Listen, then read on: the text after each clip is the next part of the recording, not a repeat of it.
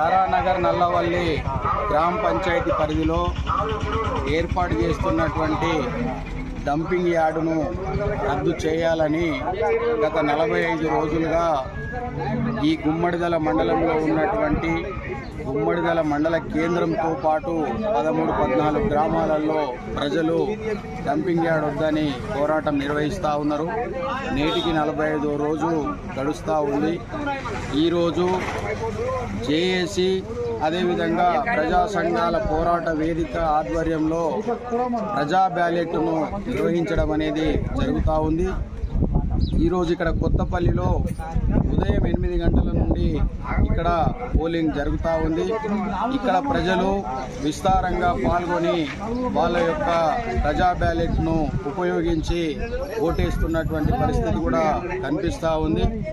ప్రజల యొక్క అభిప్రాయాన్ని 1 గంట వరకు ఇక్కడ ఓటింగ్ రూపంలో తెలిపి 1 గంట తర్వాత వాళ్ళ యొక్క పూర్తి వివరాల్ని బయటపెట్టడం అనేది జరుగుతూ ఉంది.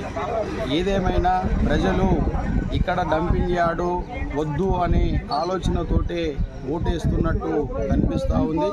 కనుక ప్రభుత్వాలు ఆలోచించి ఇక్కడ నిర్వహిస్తున్నటువంటి డంపింగ్ యార్డ్ని రద్దు చేయాలి అని చెప్పేసి ప్రజల యొక్క అభిప్రాయంగా కనిపిస్తూ ఉంది. కాబట్టి ప్రభుత్వాలు ఆ పద్ధతిలో ఆలోచించాలని చెప్పేసి తెలియజేస్తూ ఉన్నాం.